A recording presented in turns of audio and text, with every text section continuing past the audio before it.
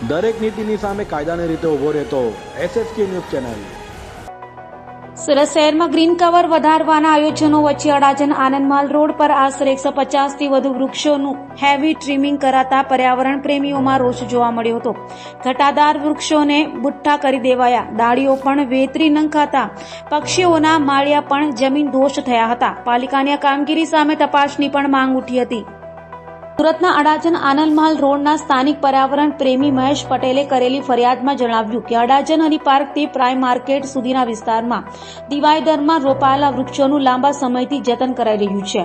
વૃક્ષો ઉનાળાના તડકાથી લોકો અને પશુ પક્ષીઓને છાયા આપી રહ્યા હતા। આ વિસ્તારમાં ફૂલ્યા ફાલ્યા વૃક્ષોને પાલિકા દ્વારા બેરમીપૂર્વક હેવી ટ્રીમિંગ કરાયું હોવાની રાવ નખાઈ હતી। તેમણે કહ્યું કે આશરે 150થી વધુ લાઇનબંધ વૃક્ષોને એક સાથે તે રીતે બુઠ્ઠા કરી દેવાયા છે કે માત્ર થડ જ દેખાય રહ્યા છે। સમયથી જતન કરાઈ રહ્યું છે। વૃક્ષો ઉનાળાના તડકાથી લોકો અને પશુ પક્ષીઓને છાયા આપી રહ્યા હતા।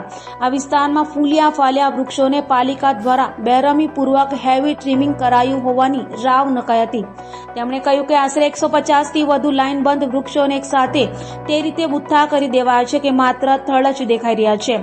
જવાબદારોએ ટ્રીમિંગ કરાયેલા કપાસના વૃક્ષો ઉનાળામાં વિસ્તારમાં રજકણો ફેલાવતા હોવાથી ટ્રીમિંગ કરાયાની હેફિયત કરી હતી, જેથી રહીશોએ વૃક્ષો રોપ્યા તે વખતે કપાસની રજકણો સમસ્યા નોતરશે તે અંગેનું જ્ઞાન પાલિકાને કેમ ન હતું તેવા પ્રશ્નો ઉઠાવ્યા હતા। રહીશોએ ઉમેર્યું કે કોનોકાપર્સ વૃક્ષોનું પણ છેદન શરૂ કર્યું છે। અત્યારે આનંદમેલ રોડ ઊભા છે પ્રાઇમ માર્કેટની નજીકમાં। ડિવાઈડરની અંદર વૃક્ષો જ્યારે હેવી મોટા વૃક્ષો હતા તેનું હેવી ટ્રીમિંગ ગાર્ડન ખાતા તરફથી કરી નાખવામાં આવ્યું છે અને ઉનાળાના સમયમાં 100 થી 150 જેવા ઝાડોનું આવી રીતે ટ્રીમિંગ કરવું એ લોકોના સ્વાસ્થ્ય અને આરોગ્યની સાથે ચેડા છે। આજે ઓક્સિજનની કમી છે, જેવું ઓક્સિજન મળતું હોય તેવા ઝાડોનું આ લોકો હેવી ટ્રીમિંગ કર્યું અને જ્યારે પૂછવામાં આવે છે તો કે ભાઈ એની રજો ઉડે છે, પ્રજા હેરાન થાય છે। ભાઈ રજો ઉડે નહીં, રજો ઉડતા ઝાડો તમે વાવો શું કામ છે? તમે જો અભ્યાસ નથી કર્યો ત્યારે કે ભાઈ આ ઝાડો આપણને નહીં વવાય, કેમ વાવ્યા?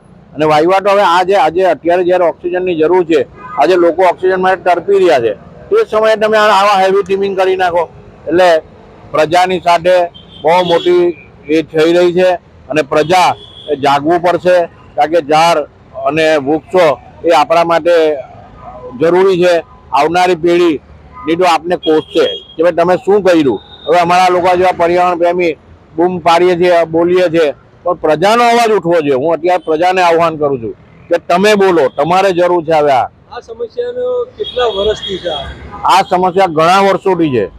આ આનંદમેલ રોડ આખો ડેવલપ થયો ત્યારે આ ઝાડો રોપવામાં આવેલા અને ત્યારે બી એનો વિરોધ થયેલો કે આવા વૃક્ષો નહીં વાવો, પણ ગાર્ડન ખાતાનું જે વહીવટ જે છે ને જેની પાસે એ લોકોને ખબર જ નથી પડતી, શાના કોઈ અભ્યાસ જ નથી કરતા। શું એ લોકો અભ્યાસુ નથી? અભ્યાસ કરીને આ કામ કરવું। 100 થી 150 વૃક્ષો છે, અડધો કિલોમીટરનો એરિયો છે। તમે અહીંયાથી જુઓ પ્રાઇમ માર્કેટથી તો આનંદમેલ રોડ સુધી, છેલ્લા સુધી, છેવાડા સુધી ટોટલ 150 જેવા વૃક્ષોનું નિકંદન કાઢી નાખ્યું। દરેક નીતિની સામે કાયદાની રીતે ઊભો રહેતો SSK ન્યૂઝ ચેનલ।